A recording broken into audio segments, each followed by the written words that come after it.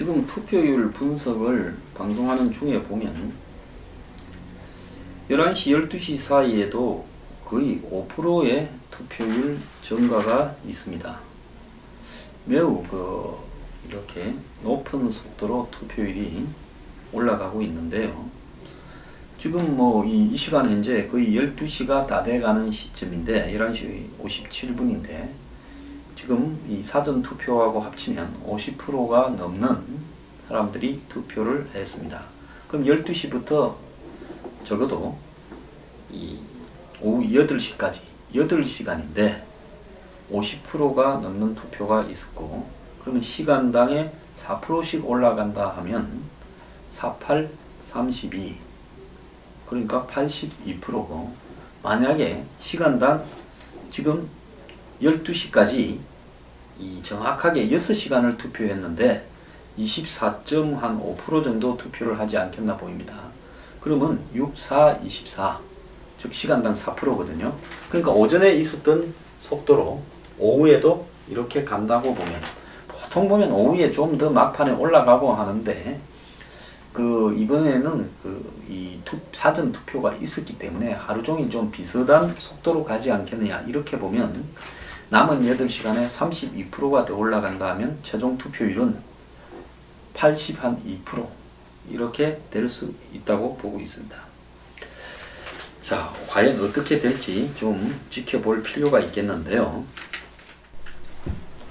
이번 투표를 지켜보면서 가장 안타까웠던 일은요.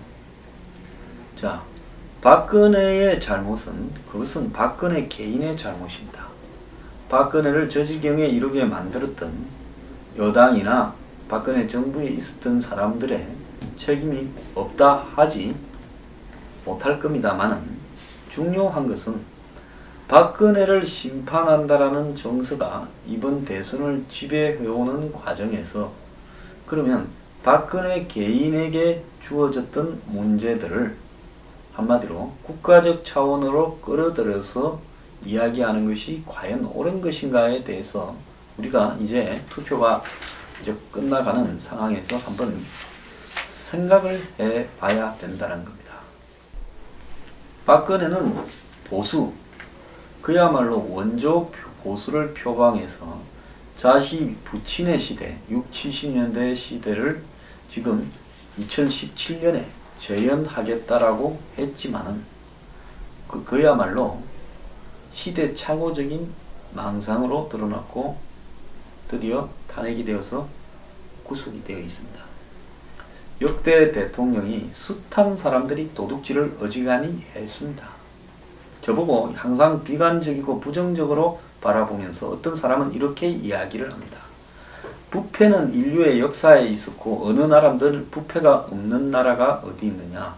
근데 황 소장은 왜 불가능한 목표인 부패에 대해서 그렇게 천착을 하면서 마치 그것이 어떤 목표라도 되는 양 이야기하느냐. 사람 사는 세상에 부패가 없을 수 없다, 이렇게 말을 하는데요. 그러지 않습니다.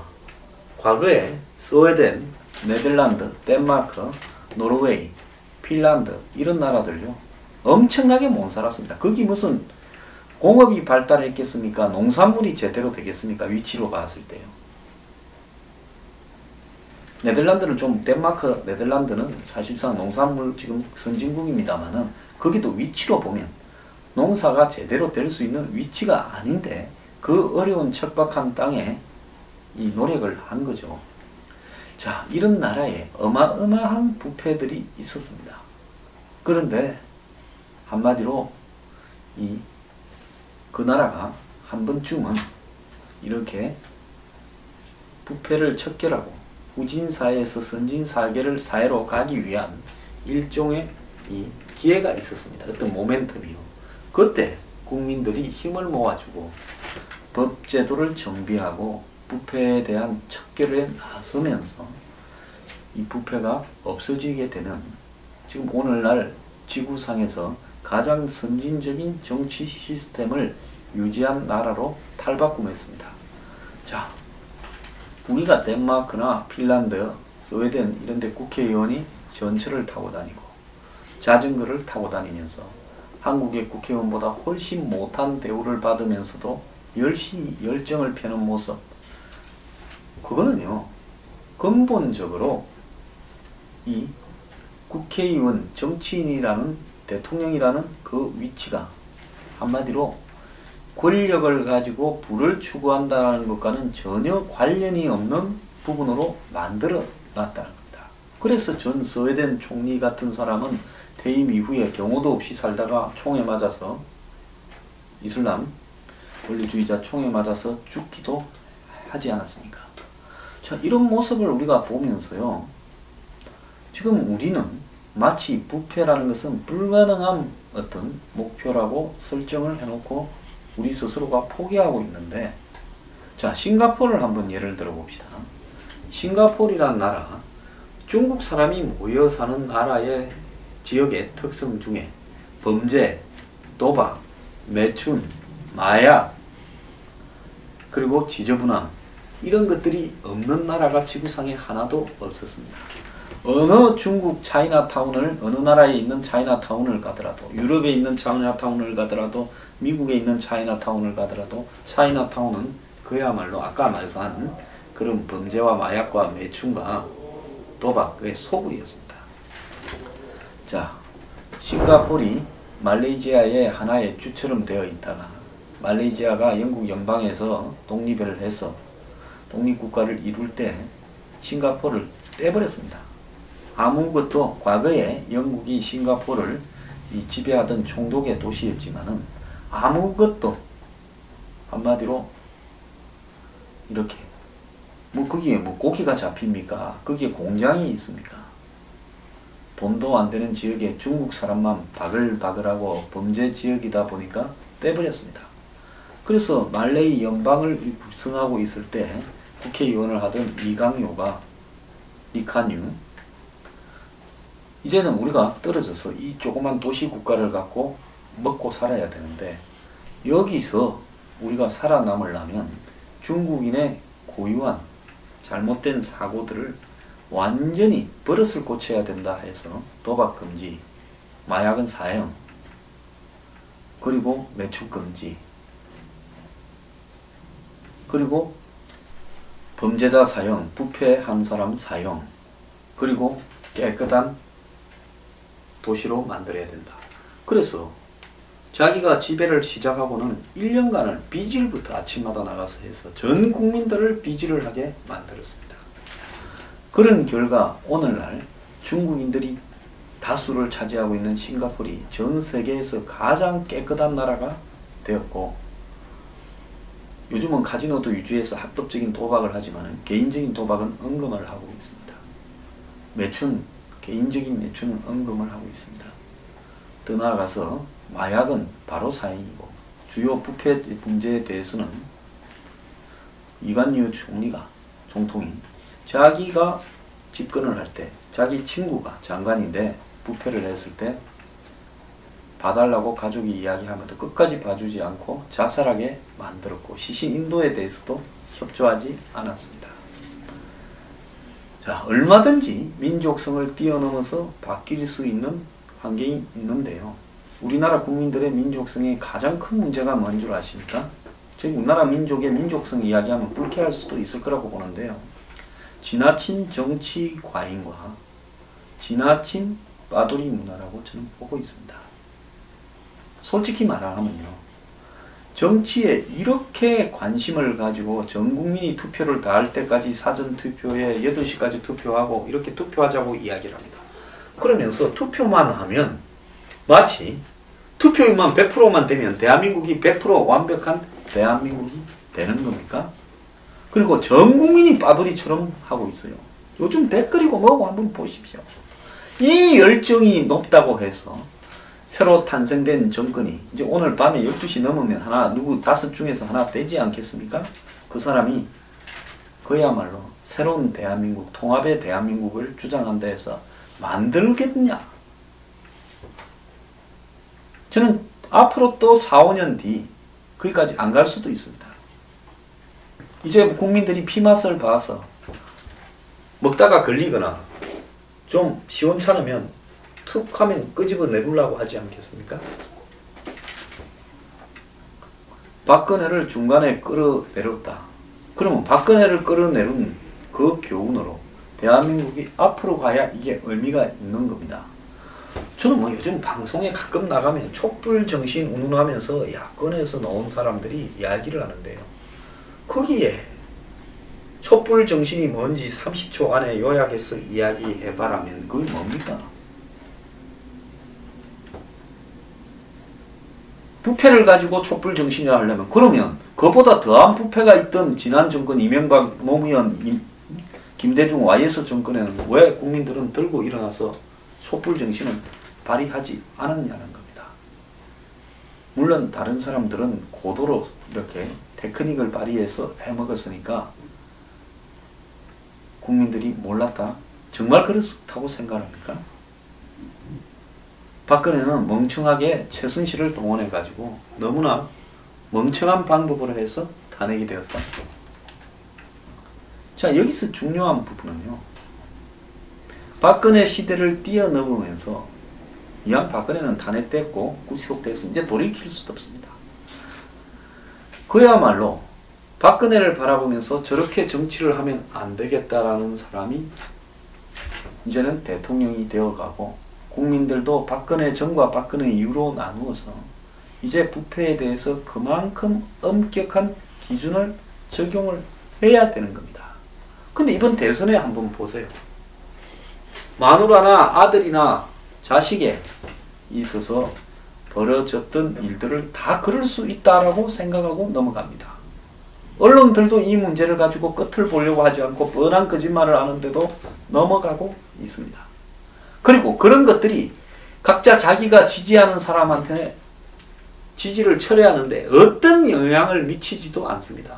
솔직히 과거에 돈을 먹었다고 하는 정황들이 나와도 지지자를 바꾸지 않을 겁니다.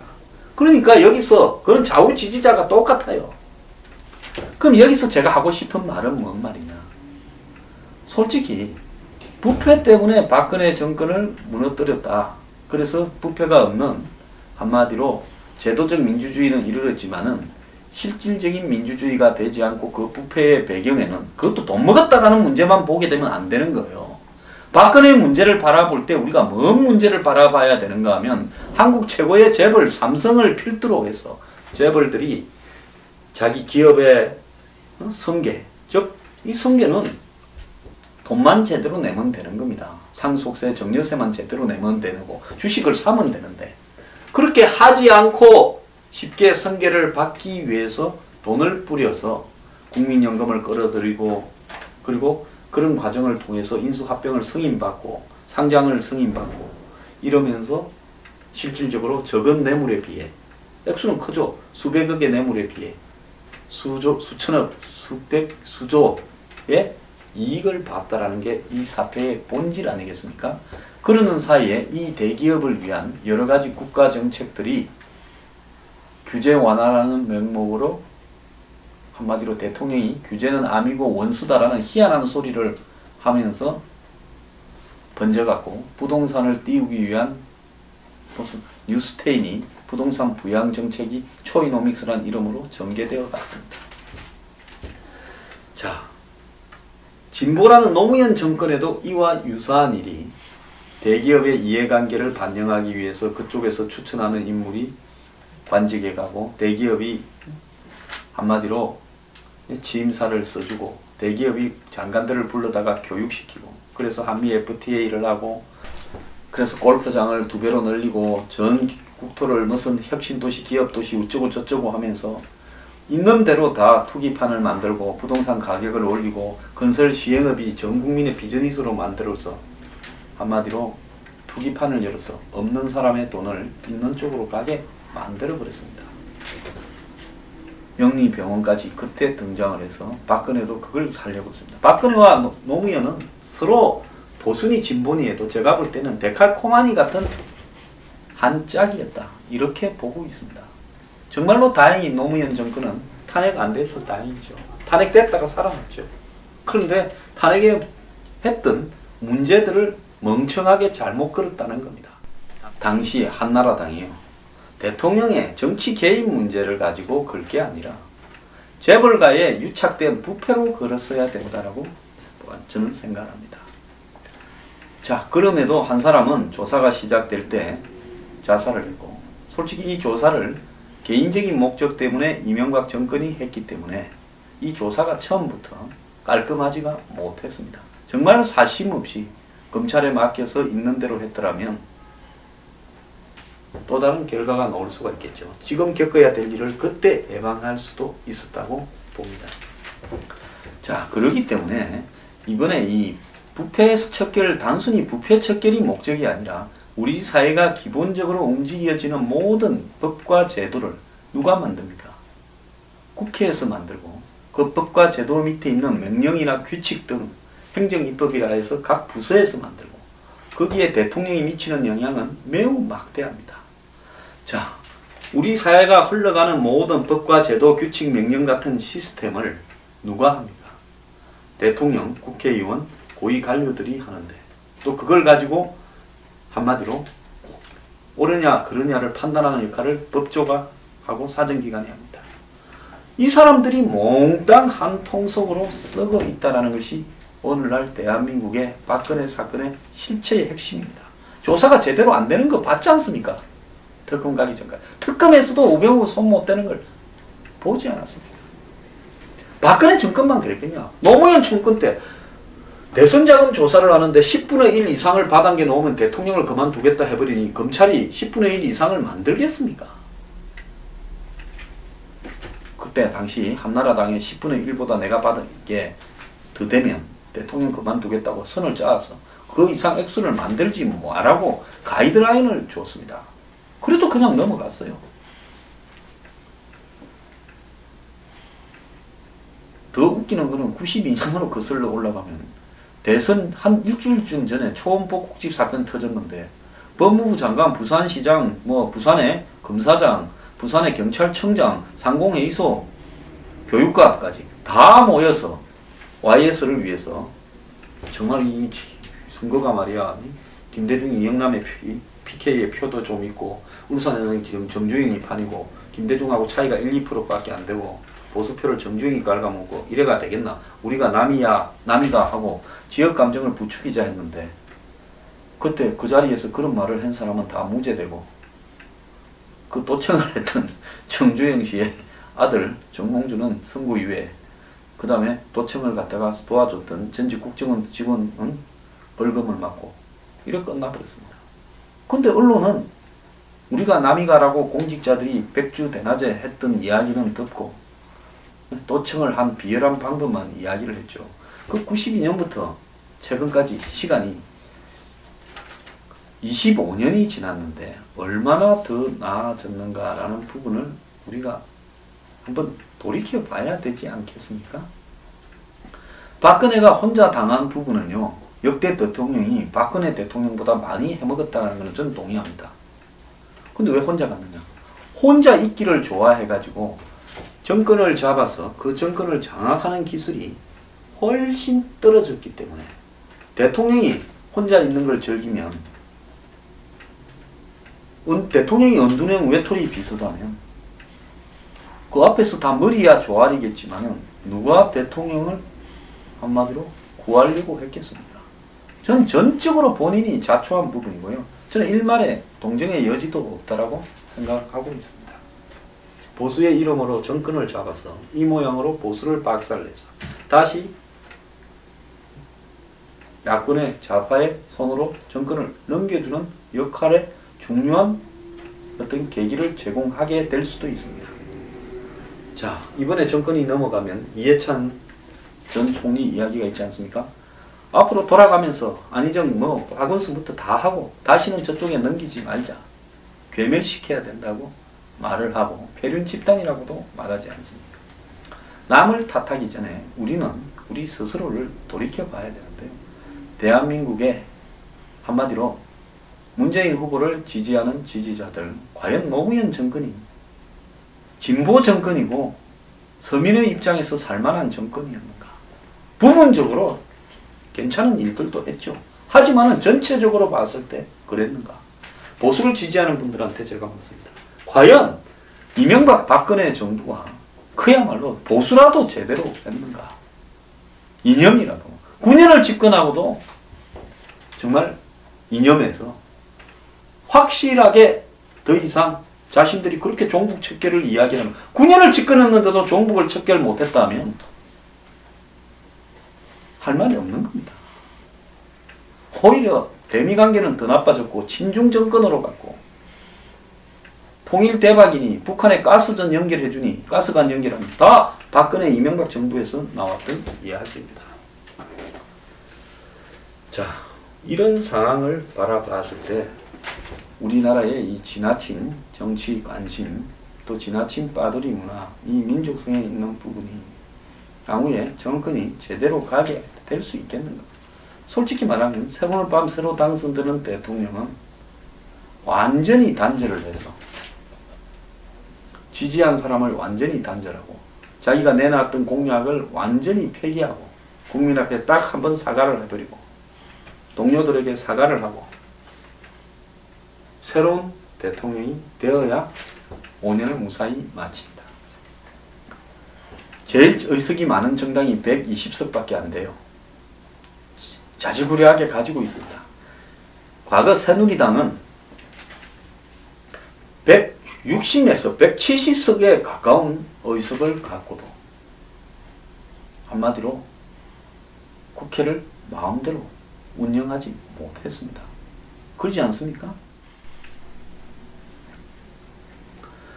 그런데 과반수도 안 되는 부분을 가지고 자, 또 되면 협박을 하고 사정을 해서 탈당을 해가 자기 당으로 끌어들이고 낙엽 죽고 또 떠나가서 약한 정당 하나 골라서 합당시키고 이렇게 해서 억지 과반수를 만드는 분들 180석까지는 죽었다 깨어나도 못 갑니다. 자, 할 수 있는 일이 별로 없다라는 것은 마찬가지입니다. 그렇다면 한마디로 그야말로 여야가 하나가 되는 정치를 당분간 국민을 위해서 해야 된다는 거고 그러려면 내 편에도 더 엄중한 칼날을 휘두르면서 이념적 허울에 벗어나야 된다는 걸 이야기를 하고 싶습니다. 보수니 진보니 이런 허울에 사로잡혀서 집착을 할 때 저는 매우 심각한 상황이 벌어질 수 있다라고 이렇게 봅니다. 자, 지금 경제를 덮어놔서 누가 어제 그랬대요. 황장수는 맨날 부동산이 문제가 된다. 경제가 무너진다라고 말했는데 안 무너지지 않았냐. 이렇게 말합니다. 제가 말을 해드릴게요. IMF가 오거나 금융위기가 올 때 한 방에 오지 내일 올 것 같아 모레 올 것 같아라고 오지 않는다라는 겁니다. 자영업 장사하는 분들한테 경제 위기가 올 것 같냐 안 올 것 같냐고 한번 물어보기를 바랍니다. 골목에서 장사하는 분들, 백화점에 입점해서 장사하는 분들한테 물으면 그 답은 이미 와 있다. 폭탄을 언제 내관을 당기느냐만 남아있다라고 저는 이야기를 하고 싶습니다.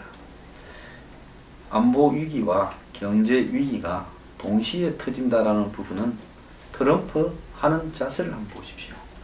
오늘 아침에 보면 외교통상부에서 대통령이 누가 되더라도 6월에 한미 정상회담을 열 수 있게 준비 중이다. 이렇게 이야기를 하는데요. 자, 일부는 2001년에 DJ가 서둘러서 방미해서 외교 참사 수준의 입장차가 확인된 일도 있었다. 서두르면 안 된다 이야기합니다. 저는 시간이 중요한 게 아니라 트럼프를 만났을 때 줄 거는 주고 얻을 것은 얻어내는 부분을 어떻게 교통 정리하는가가 중요하다고 보고 있습니다. 만약에 미국이 불편하게 생각하는 사람이 대통령이 될 경우에 솔직히 말하면 좀 더 트럼프와의 관계에 신경을 많이 써야 된다라고 생각합니다. 그래서 제가 한 달간 입을 다물어야 된다. 자, 그런데 지금 토론 같은 데 나가면 개뿔도 모르는 사람들이 나서서 민족주의적인 이런 부분을 가지고 지렛대로 해서 국민들의 미국에 대한 어떤 반미 감정 퍼주기 이런 부분들을 한마디로 힘으로 트럼프와의 협상에 임해야 된다. 이런 헛소리를 하고 있습니다. 그렇게 한번 해보세요. 어떻게 노는가. 자, 이 안보 문제가 경제 문제로 뿌리 번지는 것을 차단해야 된다는 겁니다. 안보 문제 안에서요. 두 개가 한 덩어리입니다. 한국이 미국하고의 경제, 통상, 환율 문제 등으로 이렇게 문제를 확산시켜버리면 한국은 그야말로 매우 어려운 처지에 놓일 수 있다는 겁니다. 2008년 금융위기 때 우리가 잠깐 혼란을 겪었습니다만 조기에 수습된 부분은 그 미국하고의 관계가 그때만 해도 굉장히 원만했다는 부분이 하나의 원인일 수도 있습니다. 물론 우리 스스로가 문제 제기를 안 한 사안이었기 때문에 미국에서 벌어진 문제였기 때문에 수습도 됐습니다만 하기에 따라서는 우리도 폭탄을 맞을 수도 있었습니다.